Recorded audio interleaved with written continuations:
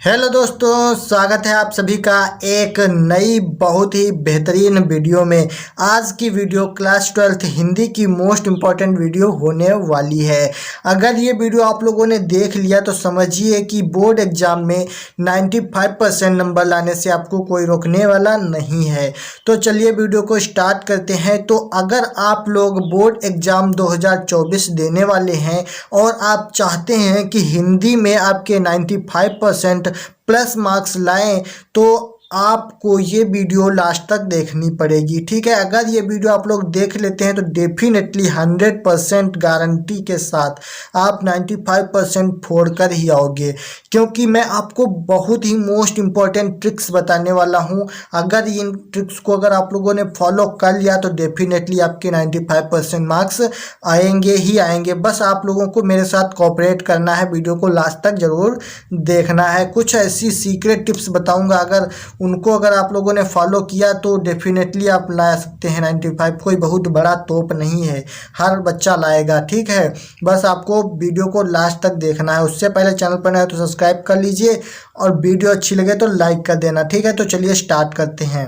अगर आप लोग ये सोच कर पढ़ते हैं कि कल एग्ज़ाम है तो डेफिनेटली आप 95% पार कर सकते हैं, क्योंकि जब सुबह एग्ज़ाम होता है तो आप लोग बहुत ज़्यादा मेहनत करते हैं। इसी प्रकार आपको डेली यह सोच कर सोना है या फिर पढ़ना है। आप जब भी पढ़ने बैठो तब आप ये सोच लो कि सुबह एग्ज़ाम देने जाना है, तो बस आप पूरी जी जान लगाकर 1 घंटा पढ़ोगे, उसी में आप 95% पार कर जाओगे। ठीक है, आप भी 95% ला सकते हो। कोई बहुत बड़ा तोप नहीं, ना ही कोई हुआ है। ठीक है, 95% बच्चे ही लाते हैं और आप भी लाओगे।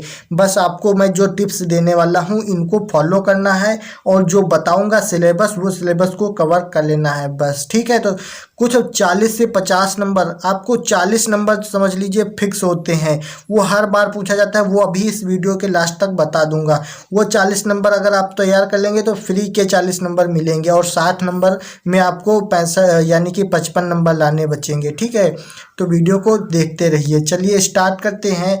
तो सबसे पहले आपको करना क्या है, दो यहाँ पर पॉइंट लिखे हुए हैं कि सबसे पहले उन टॉपिक को पढ़िए जो हर साल आते हैं। यहाँ पर कहने का तात्पर्य है आपको इम्पॉर्टेंट क्वेश्चन पर ज़्यादा ध्यान देना है, क्योंकि जो क्वेश्चन पूछे ही नहीं जाते अगर वो आप लोग पढ़ेंगे तो वो पढ़ने से कोई फ़ायदा नहीं होने वाला है। इसलिए उन टॉपिक्स को पढ़िए जो हर साल पूछे जाते हैं। इसको कैसे आप पढ़ सकते हैं वो आगे बताएंगे। ठीक है, फिर आपको नंबर 2 पे एक टिप्स फॉलो करना है कि डेली कम से कम 1 घंटा हिंदी पर आपको फोकस करना है, क्योंकि सारे बच्चे फिजिक्स, केमिस्ट्री, मैथ्स, बायोलॉजी ये सब पढ़ने में लगे रहते हैं और हिंदी को टाइम नहीं देते हैं। लेकिन आपका हिंदी जो है स्कोरिंग सब्जेक्ट है। अगर हिंदी आपने तैयार कर लिया तो डेफिनेटली 95% ला सकते हो, तो आपका स्कोर अच्छा हो जाएगा।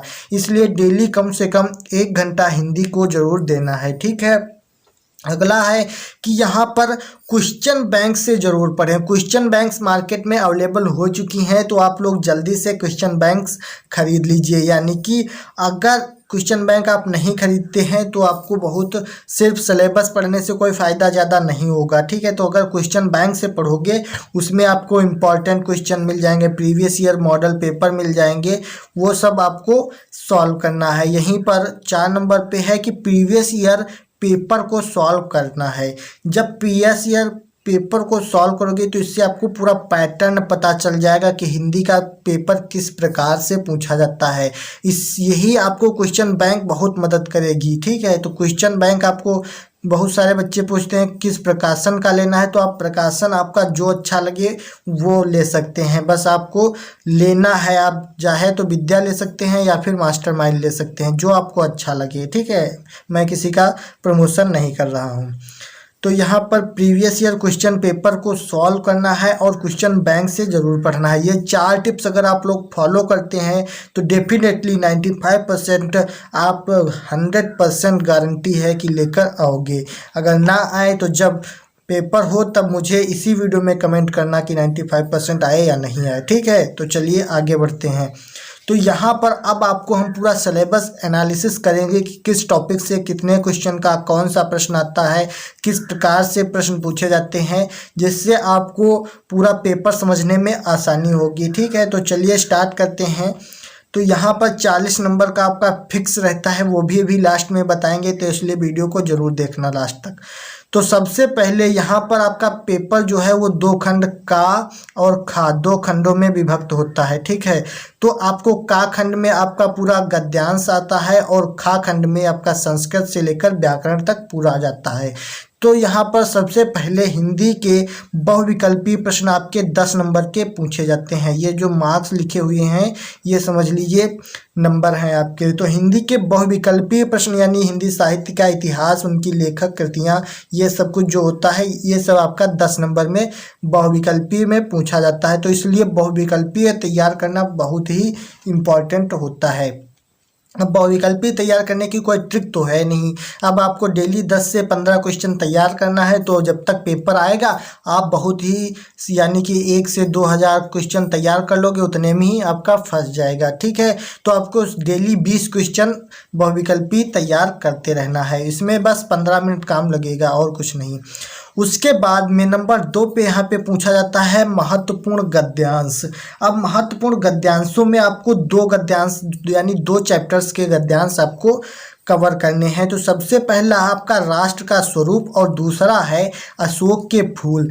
इन दोनों चैप्टर्स के अगर आप लोग गद्यांश पढ़ लेते हैं तो डेफिनेटली इन्हीं में से मिल जाएगी, और अगर इसमें से नहीं मिलता है तो आप लोग इससे और जो चैप्टर हैं वो भी पढ़ लीजिएगा, लेकिन डेफिनेटली इन्हीं 2 में से आपको एक तो मिल ही जाएगा, क्योंकि 2 दिए रहते हैं, एक करना होता है, तो 2 में से एक तो मिल जाएगा, ये इतनी गारंटी है हमारी। तो राष्ट्र का स्वरूप और अशोक के फूल, ये दोनों क्वेश्चन आप यानी कि चैप्टर आपको 100% तैयार कर लेना है। उसके बाद में महत्वपूर्ण पद्यांश में आता है, ये भी 10 नंबर का क्वेश्चन पूछा जाता है। इसमें पवन दूतिका, श्रद्धामनु और महादेवी वर्मा का गीत, ये 3 चैप्टर मोस्ट इम्पॉर्टेंट हैं। महत्वपूर्ण पद्यांश होते हैं और महत्वपूर्ण गद्यांश होते हैं। इनमें से आपको एक गद्यांश दिया होगा, नीचे 5 क्वेश्चन होंगे, 2 नंबर का एक क्वेश्चन होता है, यानी कि 5 क्वेश्चन 10 नंबर के होंगे। यानी हिंदी महत्वपूर्ण गद्यांश से 10 नंबर और पद्यांश से 10 नंबर, ये दोनों फिक्स रहते हैं, यानी कि 20 नंबर तो आपके यहीं से पक्के हो गए। तो पवन दूतिका, श्रद्धामनु और महादेवी वर्मा का गीत, ये आपको तैयार कर लेना है। तो समझ लीजिए 20 नंबर आपके पक्के हो गए। ठीक है, उसके बाद में यहाँ से 4 नंबर पे आपका पूछा जाता है लेखक का जीवन परिचय। लेखक का जीवन परिचय 5 नंबर का पूछा जाता है, और वहीं पर कवियों का जीवन परिचय 5 नंबर का पूछा जाता है। टोटल आपके 10 नंबर के जीवन परिचय पूछे जाएंगे। तो ये भी आपके फिक्स रहते हैं, अगर 2-2 आप तैयार कर लेंगे तो उसमें से एक आपको लिखना पड़ेगा। तो ये समझ लीजिए 10 नंबर ये भी आपके फिक्स होते हैं। ठीक है, मान सकते हो फिक्स, क्योंकि जब 2 तैयार करोगे 3 दिए रहते हैं, 3 में से 2 आपको मिल ही जाएंगे, तो उसमें से एक करना है। तो समझ लीजिए 5 नंबर फिक्स हैं। ये अगर आप तैयार कर लेते हैं तो जीवन परिचय, इसमें आपको सबसे पहले वासुदेव शरण अग्रवाल का तैयार करना है और हजारी प्रसाद द्विवेदी जी का तैयार करना है। ठीक है, क्योंकि ये दोनों मोस्ट इम्पॉर्टेंट हैं, बार बार पूछे गए हैं। और वहीं पर कवियों का जीवन परिचय में जयशंकर प्रसाद का और महादेवी वर्मा जी का जीवन परिचय तैयार करना है। ठीक है, तो ये 4 जीवन परिचय आपको 2 लेखकों के और 2 कवियों के हर हालत में तैयार करने हैं, क्योंकि 5-5 नंबर के पूछे जाते हैं। ठीक है, उसके बाद में हमारा 6ठा नंबर पे पूछा जाता है पंचलाइट बहादुर कहानी का सारांश या उद्देश्य। कहने का तात्पर्य 2 कहानियाँ इंपॉर्टेंट हैं, पंचलाइट और बहादुर। इन दोनों कहानियों का उद्देश्य या फिर सारांश पूछ लेता है 5 नंबर में। ठीक है, ये भी इम्पॉर्टेंट होता है। इनमें से भी आपको फिक्स नंबर मिलते हैं। पंचलाइट कहानी का उद्देश्य या फिर सारांश पूछेगा, या फिर कहेगा बहादुर कहानी का उद्देश्य या फिर सारांश, तो 5 नंबर का ये भी आपको पक्का कर लेना है। उसके बाद में खंड काव्य, ये आपका फिक्स नहीं रहता, ये भी आपका फिक्स रहता है। बस इसमें फिक्स ये नहीं है कि आपके ज़िले में कौन सा लग रहा है, तो आपको प्रीवियस ईयर क्वेश्चन पेपर देखना होगा कि आपके ज़िले में कौन है, या फिर आपके बड़े भाई बहन किसी से टीचर से संपर्क करके पूछ लीजिए कि आपके ज़िले में कौन सा खंड काव्य लगता है। ठीक है, ये हर ज़िले में अलग अलग होता है, तो आपके ज़िले में जो लगता है वो भी आप तैयार कर लीजिए। खंड काव्य पूरा 5 नंबर में पूछा जाता है, और ये भी पूरा पंचलाइट कहानी का उद्देश्य ये भी 5 नंबर में पूछा जाता है। ठीक है, तो अब बढ़ते हैं, ये आपके पूरे 40 नंबर फिक्स होते हैं। ठीक, लेखक का जीवन परिचय और यहाँ पे कहानी का उद्देश्य और खंड काव्य ये भी आपका फिक्स रहता है, तो आपके 40 नंबर बिल्कुल पक्के पक्के रहते हैं। उसके बाद में अब यहाँ से देखते हैं खंड खा में आपका क्वेश्चन पूछा जाता है संस्कृत का महत्वपूर्ण गद्यांश। ये आपका फिक्स नहीं रहता है, क्योंकि संस्कृत है तो आप अगर नहीं कर पाए तो आपके 7 नंबर चले जाएंगे, अगर आप लोग कर लेंगे तो पूरे 7 नंबर मिल जाएंगे।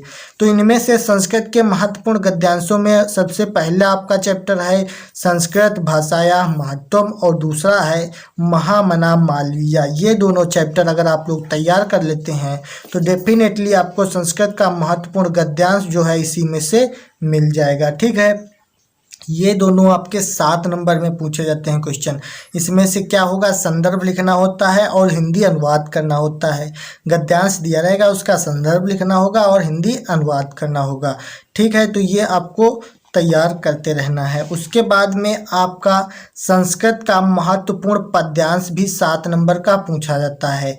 ठीक है, संस्कृत का गद्यांश अगर आप लोग तैयार कर लेते हैं तो डेफिनेटली 7 नंबर, और संस्कृत का पद्यांश यानी कि आपको श्लोक दिया रहेगा उसका हिंदी अनुवाद करना होगा और उसके क्या करना होगा, संदर्भ लिखना होगा, तो आपको 7 नंबर इससे मिलेंगे और 7 नंबर इससे भी मिलेंगे। तो सबसे पहला चैप्टर है सुभाषित रत्नान, मोस्ट इम्पॉर्टेंट है, और यहीं पर जातक कथा में केवल एक श्लोक है, वो भी आपको तैयार कर लेना है। ठीक है, तो संस्कृत का महत्वपूर्ण पद्यांश सुभाषित रत्नान और जातक कथा, इन दोनों में से आपको तैयार करना है।